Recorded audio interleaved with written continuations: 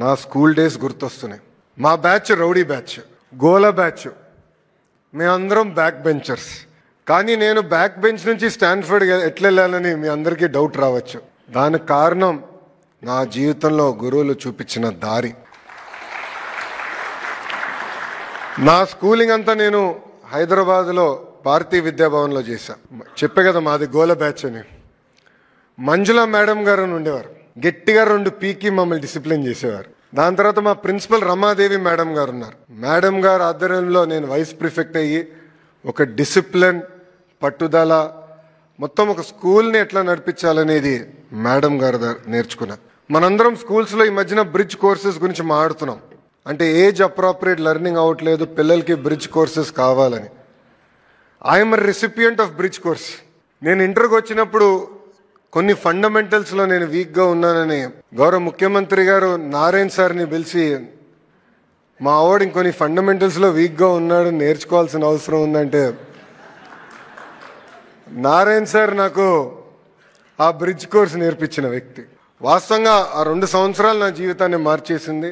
దాని తర్వాత నేను ఎస్ఐటి రాశాను, కార్నిగీ మెలన్ యూనివర్సిటీకి వెళ్ళా. అక్కడ రాజిరెడ్డి గారు ఆధ్వర్యంలో నేను చదువుకున్న వ్యక్తి. రాజిరెడ్డి గారు నాకు అయితే ఫస్ట్ సెమిస్టర్ బాగా గుర్తు, ఎందుకంటే మొదటిసారి ఇంటి నుంచి దూరంగా ఉన్నా.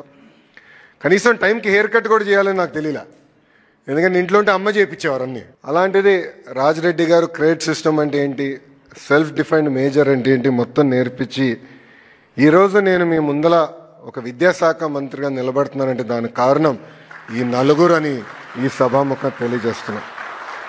నేను మొదటగా గౌరవించేది మా తల్లి అవుతే, దాని తర్వాత ఉపాధ్యాయుల్ని. నేను విద్యాశాఖ మంత్రి అయిన తర్వాత ఫీల్డ్లో ఉపాధ్యాయులు చేస్తున్న మంచి పనులు గుర్తించి వాళ్ళని నేను పిలుచుకుని వారానికి ఒకరితో కూర్చుని ఎలా ప్రభుత్వ విద్యా వ్యవస్థని మెరుగుపరచాలని వాళ్ళతో నేను చర్చిస్తాం కూడా జరుగుతుంది.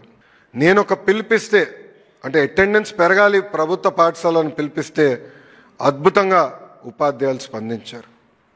కొన్ని గ్రామాల్లో అయితే ఉపాధ్యాయులు మైక్ వాళ్ళ స్కూటర్కి కట్టి ఊరేగింపు చేసిన వారు కూడా ఉన్నారు.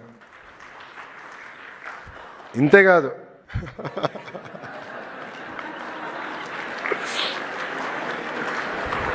గట్టిగా చప్పట్లు కొట్టాలండి, కష్టపడ్డారు.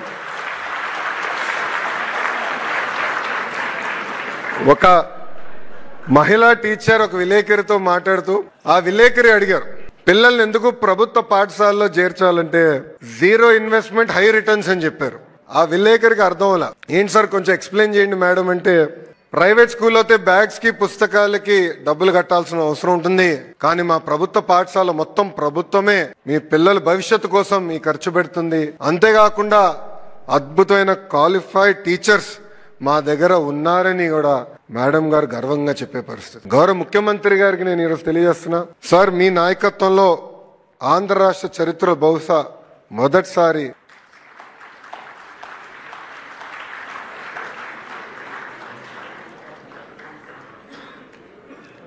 రాష్ట్ర చరిత్రలో బహుశా మొదటిసారి సార్ కొన్ని పాఠశాలల్లో నో అడ్మిషన్ బోర్డ్స్ అని కూడా పెట్టారు సార్. దానికి కారణం ఇక్కడున్న ఉపాధ్యాయులు చాలామంది, నాకున్న అంచనా మేరకు సుమారుగా 80% మంది గౌరవ ముఖ్యమంత్రి చంద్రబాబు నాయుడు గారు ఫస్ట్ టర్మ్, సెకండ్ టర్మ్, థర్డ్ టర్మ్లోనే ఉపాధ్యాయులుగా నియామకులైన వారు ఉన్నారని నేను బలంగా నమ్ముతున్నా. డిఎస్సి అంటే చంద్రబాబు నాయుడు గారు, చంద్రబాబు నాయుడు గారు అంటే డిఎస్సి. 13 డిఎస్సీలు 1,80,000 మంది ఉపాధ్యాయుల్ని గౌరవ ముఖ్యమంత్రి గారు నియమించారు. సో మెగా డిఎస్సి గౌరవ ముఖ్యమంత్రి గారు పెట్టిన తొలి సంతకం.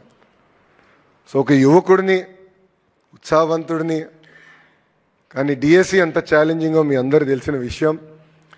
జనరల్గా డిఎస్సి నిర్వహిస్తే అదే సంవత్సరంలో రిజల్ట్స్ ఇచ్చి సర్టిఫికెట్స్ వెరిఫై చేసి ఎలాంటి లీగల్ ఇష్యూ లేకుండా ఉపాధ్యాయుల్ని నియమిస్తాం అనేది చాలా కష్టమైన పని.